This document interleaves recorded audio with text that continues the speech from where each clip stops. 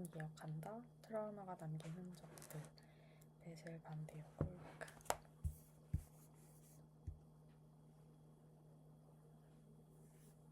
14장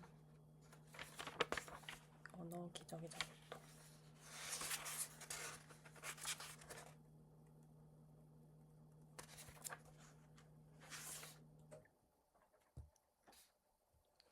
(413페이지) 내면의 감정에 다가가는 다른 방법들도 있다. 가장 효과적인 방법은 바로 글쓰기다. 대부분 배신을 당하거나 버려지고 난 후 분노와 원망, 서글픈 심정 혹은 슬픈 감정을 상대방에게 보낼 편지로 쏟아낸 경험이 있을 것이다. 편지를 보내지 않더라도 기분이 한결 나아지는 효과는 거의 확실히 얻을 수 있다. 자기 자신에게 글을 쓰면 누가 뭐라고 할지 걱정하지 않아도 된다. 그냥 자신의 생각에 귀를 기울이면서 흘러나오는 대로 내버려두면 된다. 그리고 나중에 다시 그 글을 읽어보면 깜짝 놀랄 만한 진실을 발견하는 경우가 많다. 한 사회의 일원으로 살아가는 우리는 일상적인 교류 속에서 아무렇지 않게 지낼 수 있어야 하고 당장 해결해야 할 일을 처리하느라 감정은 무시하며 지낸다. 전적으로 안심할 수 없는 누군가와 대화를 나눌 때면 우리 몸에서 사회적 관계를 담당하는 에디터가 전력을 다해 기능을 발휘하고 방어막을 최대치로 둘러친다. 글쓰기는 이와 다르다. 그 에디터에게 잠시만 혼자 있고 싶다고 부탁하면 그동안 어디에 보관되어 있었는지도 몰랐던 생각들이 흘러나온다. 자유롭게 일종의 무아지경 상태가 되어 펜을 연결고리로 삼아 방울방울 솟아오르는 감정을 무엇이건 꺼낼 수 있다. 이와 같은 자기 관찰과 뇌에서 이야기를 담당하는 부분이 내놓는 이야기들을 어떤 반응을 받을까 염려할 필요 없이 서로 연결시킬 수 있다. 자유로운 글쓰기로 불리는 이 방법에서는 무엇이건 자신만의 로르샤흐 검사지로 활용하여 그 풍성한 연관성의 세계로 입장할 수 있다. 아무거나 바로 눈앞에 있는 물건을 보며 마음속에 맨 처음 떠오르는 생각을 써보자. 그런 다음 멈추거나 쓴 내용을 읽거나 지우지 말고 꼭 쭉 계속해서 써나가라. 싱크대 위에 놓인 나무 스푼을 보고 할머니랑 토마토 소스를 만들던 기억이 떠오를 수도 있고 어릴 때 마셨던 기억이 떠오를 수도 있다. 대대로 물려받은 차추전자는 마음속 가장 깊은 어딘가, 이제는 없는 사랑하는 이를 간직한 곳으로 정처 없이 데려갈 수도 있고 사랑과 갈등을 동시에 느꼈던 가족들과의 휴일 풍경이 떠오를 수도 있다.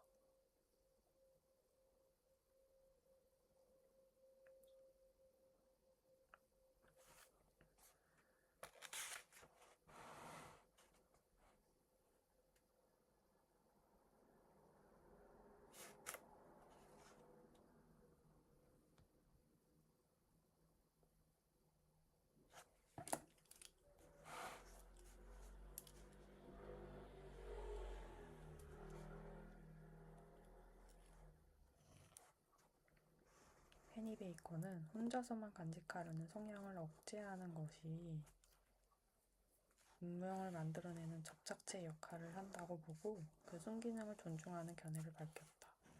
동시에 방 안에 코끼리가 있는데 이를 알고도 모른 척하려 한다면 그 대가를 치러야 한다고 보았다. 그만큼 이야기하는 것이, 그러니까 당신의 이야기가 어쩌면 운명을 만들어낼 만큼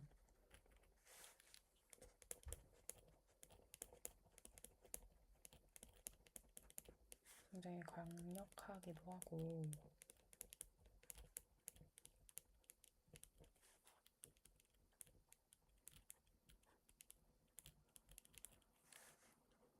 필수적인 사회의 구성 요소라는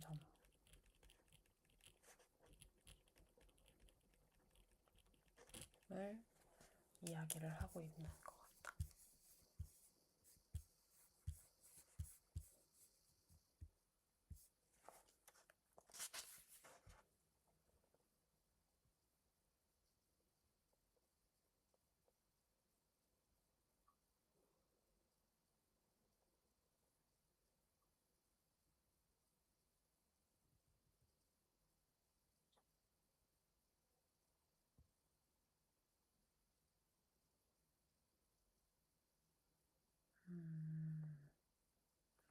페니베이커가 실험을 했는데 어떤 실험을 했냐면 이 이야기를 내밀한 개인적인 이야기를 이제 글쓰기를 하는 게 그게 어떤 효과를 주느냐에 대한 이제 실험을 했어. 그래서 3가지 그룹으로 학생들을 나눴는데 첫 번째 그룹은 지금 현재 삶에 대해서 글을 쓰는 그룹, 두 번째는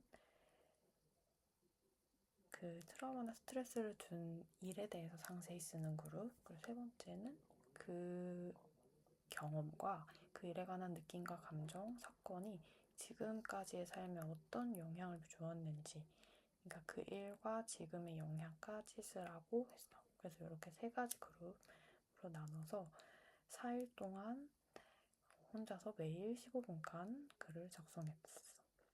그래서 이 학생들이 이렇게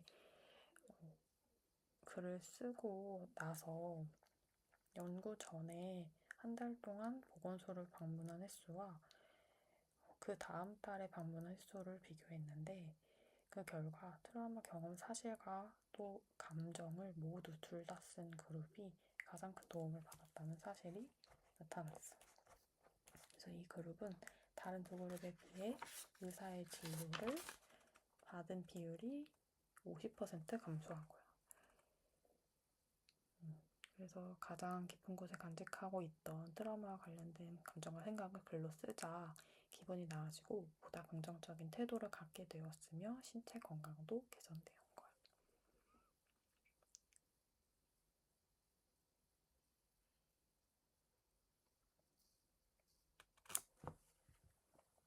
그래서 학생들은 이걸 쓰는 일이 지나간 일, 그러니까 그때 당시 자기가 어떤 감정이었는지도 생각해 볼 수 있었고 그 일이 지금 나에게 어떤 영향을 줬는지도 알 수 있어서 좋았다라고, 그리고 내가 왜 지금 그렇게 느끼는지 이해할 수 있었다라고 소감을 이야기했대.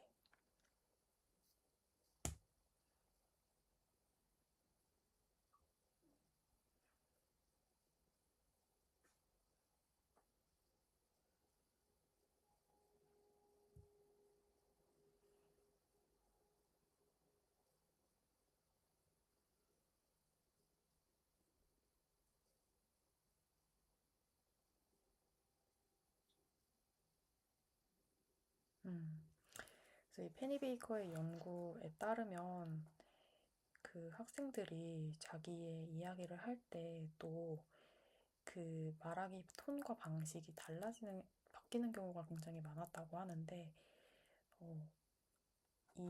이제 베셰반 데어 콜크가 페니베이커의 연구 녹음을 들으면서 근데 이 녹음 안에서 이 학생들의 말하기 톤과 목소리랑 방식이 달라지는구나 라는 거를 알 수 있었대. 그래서 이거를 임상에서는 전환이라고 불러, 스위칭. 그래서 이런 사람들이 이 전환 반응을 보이는 경우가 많은데, 그러니까 환자가 한 가지 주제에서 다른 주제로 넘어가면 완전히 다른 감정적, 생리학적 상태가 활성화되는 거야. 그래서 전환 반응은 확연히 다른 목소리 패턴으로도 나타나지만 얼굴 표정, 몸의 움직임조차도 달라져. 그래서 소심한 태도를 보이다가 단호하고 공격적인 태도로 돌변하거나 아니면 불안해하며 고분고분하며 있다가 갑자기 유혹하는 태도를 보이는 등 성격이 변하는 환자들도 있어. 그래서 이와 같은 환자들이 가장 내밀한 두려움을 글로 쓰면 유독 어린아이가 쓴 것 같은 원시적인 글씨체가 갑자기 나타나는 경우가 많다.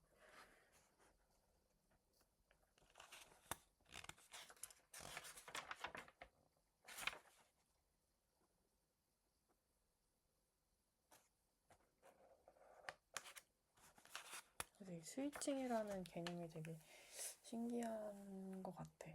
그러니까 다른 자아가 나타나는 것처럼 바뀐다는 거잖아. 근데 실제로 나도 이제 상담을 해보면 그렇게 좀 완전히 다른 자아를 보이듯이 바뀌는 경우가 많이 있기 때문에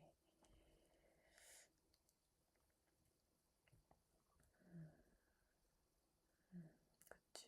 갑자기 눈물을 흘린다던가 뭐 그런 경우를 봤을 때 아니면 막 공격적으로 변하거나 이런 모습을 보이는 걸 보면은 어쨌든 우리가 하는 이야기가 그 옛날의 나로 다시 데려간다 이야기가 한 사람을 그때로 데려간다라는 부분에서는 굉장히 스위칭이라는 개념이 주목할 만하다라고 생각이 드네.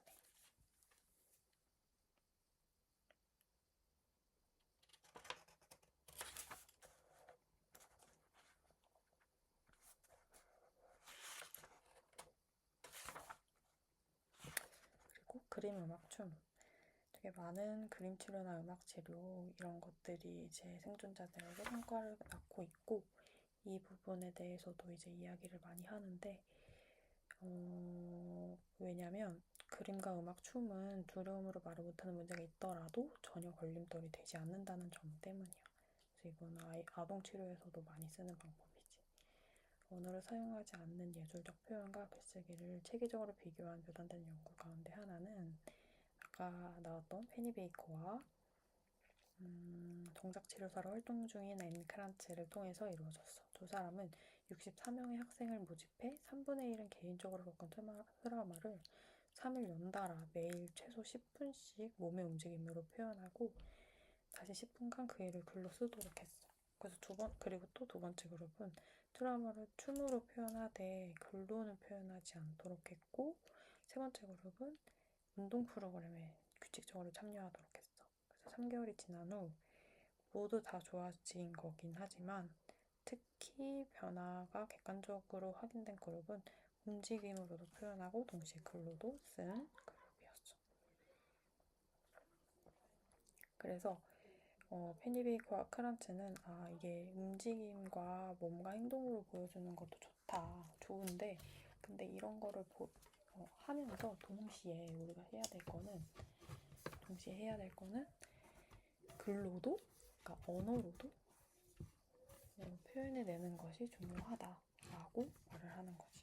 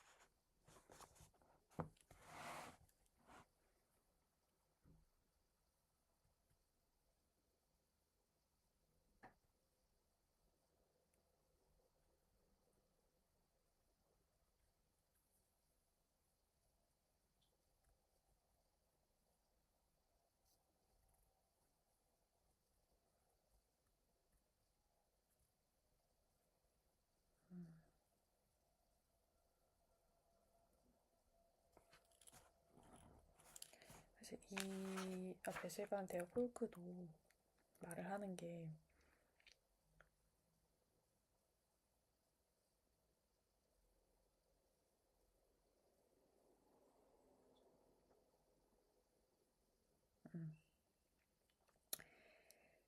일단은 트라우마의 고통을 자기의 어떤 고통을 표현할 수 있는 안전한 장소를 찾기는 참으로 어렵다. 그래서 그 AAA 같은 익명의 금주동맹 뭐 이런 단체는 굉장히 중요한 역할을 한다. 진실을 말할 수 있고 잘 들어주는 집단을 만나면 회복도 가능해진다. 그리고 이런 것들은 사실은 굉장히 잘 듣는 사람의 존재가 필요한 거잖아. 그 잘 듣는 사람의 존재가 사실 전문 치료사고 그 심리치료사 또한 사실은 인간이기 때문에 이 저자도 상담을 하면서 자기의 어릴 적 폭력의 경험이 떠올라서 도저히 견딜 수가 없어서 상담을 중단해야 했대. 그래서 이와 같은 이유 때문에 심리치료사들은 자기 자신을 보살피고 환자들이 하는 이야기가 분노나 혐오감을 일으키더라도 적절한 감정 상태를 유지할 수 있도록 집중적으로 치료를 받는다라고 말했어.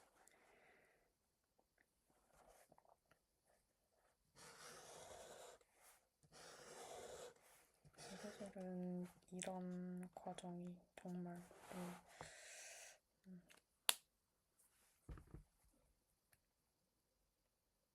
어려운 과정이지.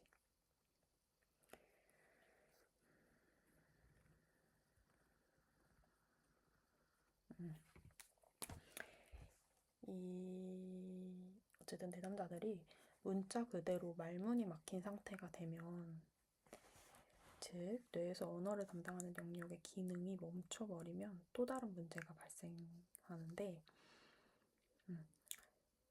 저자가 불법 이민 사건을 처리하는 법정에서 이런 경우를 목격을 했대. 루안다에서 대량 살상을 저지른 가해자를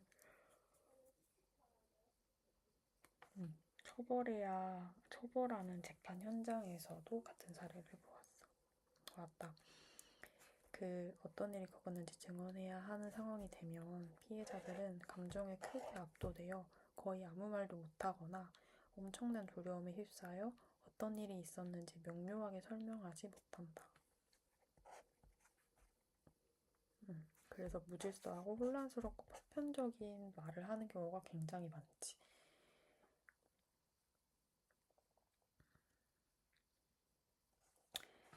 자신이 겪은 일을 지나치게 큰 자극을 받지 않으려고 애쓰면서 이야기하는 사람들도 있어.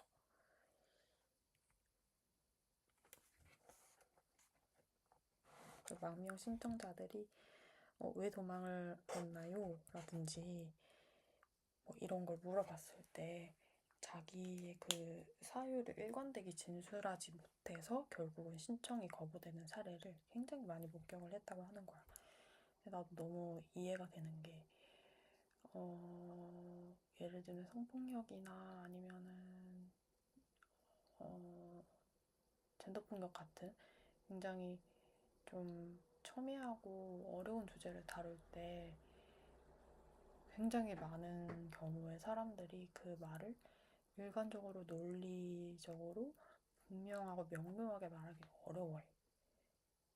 근데 이제 그런 말들을 누군가가 제대로 이해하고 제대로 해석할 수 있다라고 한다면 사실 그들의 말은 언어가 되는 거거든. 그래서 그 어떤 말이 언어가 되기 위해서는 사실 그 언어화할 수 있는 그 도움들이 너무 많이 필요하고, 근데 그 언어화하기 위해서 도와주는 그 사람들의 그 커뮤니티, 그리고 그 관계망, 이런 것들이 갖춰져 있어야 하는 부분도 분명히 있을 뿐더러 언어화하기 위해서는 문해력도 필요한 거잖아. 근데 문해력을 가지지 못한 사람들이 겪는 고통은 그럼 어떻게 하느냐? 그럼 문해력을 가진 사람들이 그걸 언어화하는 작업을 해야 한다는 거지. 그 언어화를 했을 때 비로소 그게 제도 안으로 들어가게 되는 거니까. 사실 이런 일들을 우리가 지속적으로 하면서 어떤 한 사람의 고통이 밖으로 말해지고 그게 커뮤니티에 받아들여지고 이해되고 하나로 모아지는 그런 경험을 너무나 이게 이제 그게 바로 사회적 안전망이라는 거고, 그 안전망 안에서 그 사람이 살면서 고통을 안 받을 수는 없는 거잖아. 그러면 그 고통을 받았을 때 어떻게 사회적으로 그게 다뤄지느냐 하는 문제가 사실, 그러니까 고통 자체를 경감하는 게 아니라 우리가 고통을 받더라도 살아나갈 수 있는 힘을 길러주는 작업인 것 같아. 그래서 사실 그런 의미에서 봤을 때 여기 저자가 말하는 집단 치료, 집단 상담 같은 경우가 굉장히 좋다. 회복이 가능한 어떤 구성 요소다라고 말을 하는 것 같다.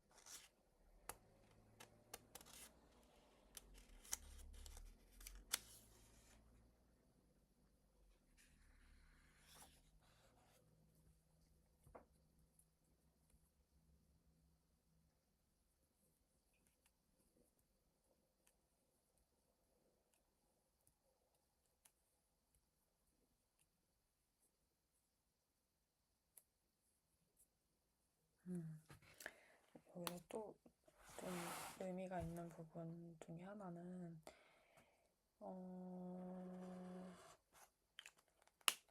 트라우마는 비합리적인 사고를 만들어낸다라는 부분이야. 그대로 보면 트라우마에 시달린 사람들이 비합리적으로 사고한다는 사실은 분명하다. 예를 들어서 성폭력을 겪은 사람이 전 너무 섹시해서 욕을 먹었어요 라든지, 아니면은 저 말고 다른 사람들은 그런 걱정을 안 하더라고요. 그런 사람들이야말로 진짜 남자죠. 전 아니고요. 라든지, 아니면 제가 좀 덜 어리석었다면 그 길을 지나가지 않았겠죠. 라는 이제 사고들을 하는 건데, 끔찍한 사고를 겪고 그때의 상황이 시각적으로 계속 재현되는 증상을 당연한 반응이라고 인정하듯이 비합리적인 사고도 의구심 없이 수용해야 한다. 비합리적인 사고는 트라우마 사건의 잔재다. 즉, 그 트라우마 사건이 일어난 상황 혹은 그 직후에 했던 생각들은 스트레스가 높은 상황에서 다시 활성화된 결과다. 그리고 이런 경우 운동 민감소질 및 제자리 요법 EMDR이 보다 효과적인 치료법이 될 수도 있다. EMDR에 대해서는 다음 장에서 자세히 알아보자.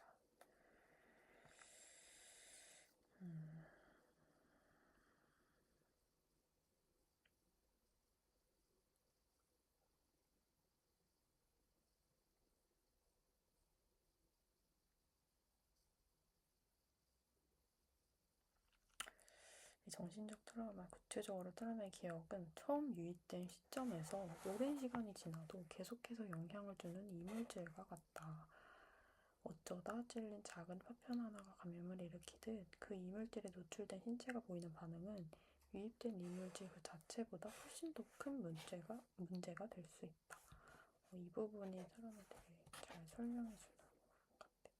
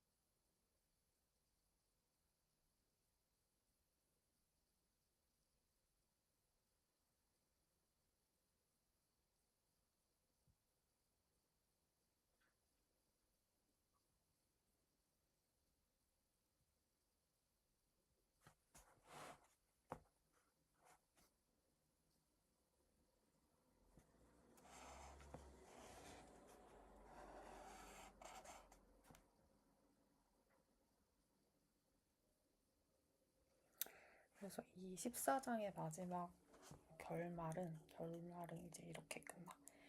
언어가 반드시 필요하다는 사실에는 논란의 여지가 없다.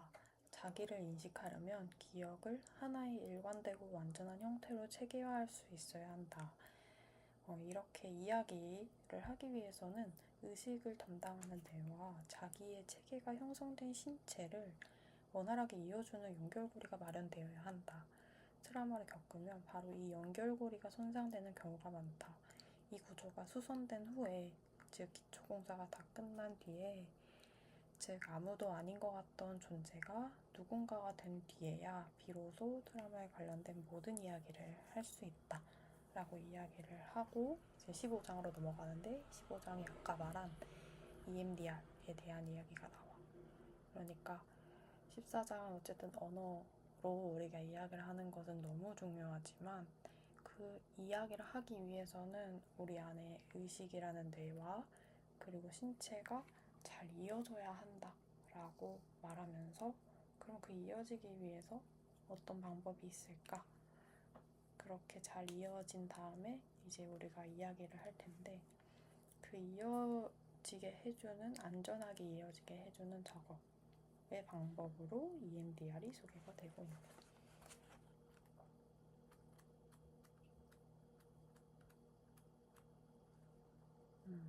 EMDR 말고도 16장에서는 요가에 대한 이야기도 나오고, 그리고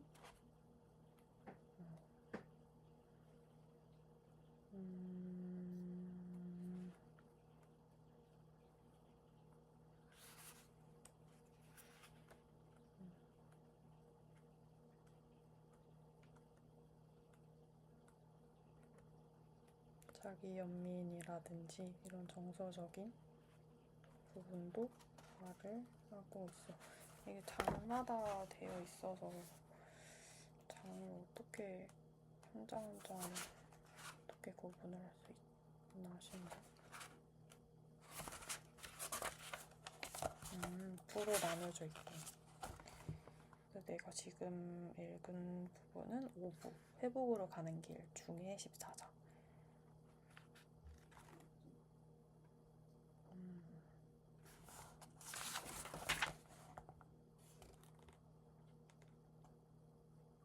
앞부분에는 약간 이제 좀 기초 지식들?